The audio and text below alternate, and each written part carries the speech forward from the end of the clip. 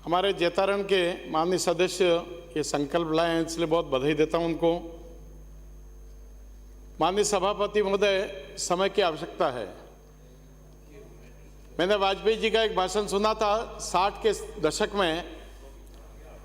उन्होंने लोकसभा में ये कहा था, वही वाजपेयी जी जब प्रधानमंत्री थे तो इस पर आयोग बिठाया कि जनसंख्या पर नियंत्रण कैसे कर सकते हैं। 60 के दशक में उनका भाषण ये था। उस समय केंद्रीय मंत्री, स्वास्थ्य मंत्री शायद सुभद्रा जोशी जी थी, और उन्होंने सुभद्रा जोशी जी को कहा कि आप जनसंख्या नियंत्रण मत करिए। कौन सी संतान तुलसीदास जी पैदा हो जाए, 11वीं संतान थे तुलसीदास जी। कौन सी संतान भगवान कृष्ण पैदा हो जाए, 8वीं संतान थे। ये उस समय की आवश्यकता थी, परंतु बाद में वही वाजपेयी जी आयोग बिठाया कि जनसंख्या को नियंत्रण में कैसे करें। माननीय सभापति महोदय, 8 के चुनाव के पहले परिसीमन बैठा। परिसीमन आयोग के अध्यक्ष सरदार जोगिंदर सिंह जी थे, और परिसीमन में तय हुआ कि परिसीमन का आधार क्या बना जाए, सीटें बढ़े जाए, लोकसभा विधानसभा क्या किया जाए। तो यही आधार तय हुआ कि भाई लोकसभा विधानसभा की सीटें बढ़े जाए। परंतु दक्षिण के राज्यों ने ऑब्जेक्शन किया कि भारत सरकार ने जनसंख्या नियंत्रण कानून लागू कर रखा था, और हम लोगों ने, दक्षिण के राज्यों ने जनसंख्या नियंत्रण कानून की पालना की।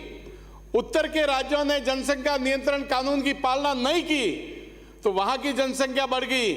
हमारे तमिलनाडु में 20 सीटें 20 ही रहेगी, उत्तर प्रदेश की 85 सीटें रहेगी, 150 सीटें हो जाएगी।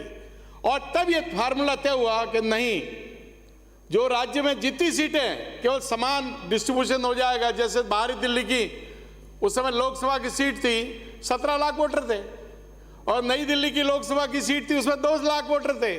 तो समान डिस्ट्रीब्यूशन किया। मैं माननीय हिदायतुल्लाह, हमारे 80 के दशक में, 85 के दशक में भारत के उपराष्ट्रपति थे, उनका उदाहरण देता हूं। इस कानून को बनाने के समय जाति धर्म की पालना नहीं करनी चाहिए। उन्होंने कहा, हमारे देश का दुर्भाग्य शिक्षा का प्रसार नहीं है। अगर शिक्षा का प्रसार होता, शिक्षित आदमी होता, तो ज्यादा पत्नियां नहीं रखता। हर शिक्षा प्राप्त व्यक्ति ज्यादा संतान पैदा नहीं करता, क्योंकि उसको पता कि मैं संतान की भरपूर भरण पोषण कैसे करूंगा।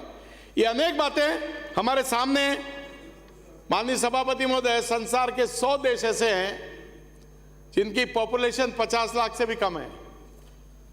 50 लाख से कम है 100 देश ऐसे हैं। और हमारे यहां स्थिति है, भारत में ऑस्ट्रेलिया की जनसंख्या 2.5 करोड़, और भारत में 2.5 करोड़ लोग तो रोज रेल में सफर करते हैं। ट्रेन में सफर करने वाले लोग 2.5 करोड़ हैं। यह देश की विस्फोटक स्थिति है, क्योंकि साधन धीरे धीरे सिकुड़ते जा रहे हैं। ये तो कोरोना आने के कारण शहरी आदमी गांव की तरफ भगा वापस कि मुझे बचना, गांव में जाना चाहिए, क्योंकि गांव में शुद्ध हवा मिलेगी। परंतु शहरों में जो गांव के आदमी को जो शहर में जाने की ललक पड़ी है सुविधाओं के कारण। आज इटली में देखिए, इटली में एक कानून ऐसा बना हुआ है कि वहां अगर इटली का, मिलान का अगर गाड़ी का लाइसेंस बना हो, वो अलेक्जेंड्रिया जाएगा, अपनी गाड़ी को शहर के बाहर पार्किंग करनी पड़ेगी।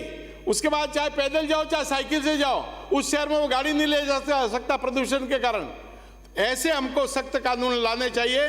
मैं भैरव सिंह जी शेखावत का बहुत आभार व्यक्त करता हूं। सदन के नेता थे वो 95 में कानून लाए, 53-54 में कानून लाए, और उन्होंने 1-1.5 साल की मोहलत दी कि पंचायत राज और नगर पालिका में जो फार्म भरने वाले हैं, पार्षद बनने वाले हैं, सरपंच बनने वाले हैं, जिला परिषद मेंबर बनने वाले हैं, उनको 28 दिसंबर 1995 के बाद अगर 1-2 संतान से ज्यादा संतान हुई तो उनको फार्म भरने का अधिकार नहीं होगा। यानी वहां से भैरव सिंह जी ने प्रारंभ किया।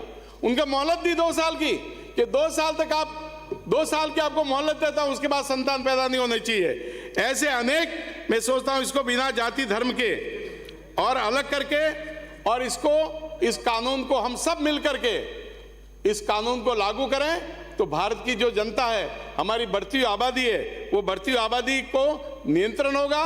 और ये संकल्प हमको संकल्पबद्ध होकर के, माननीय सदस्य के संकल्प को भारत सरकार को हम सामूहिक रूप से मिलकर के भेजें। बहुत बहुत धन्यवाद। बोलने का अवसर दिया। श्री निर्मल कुमार।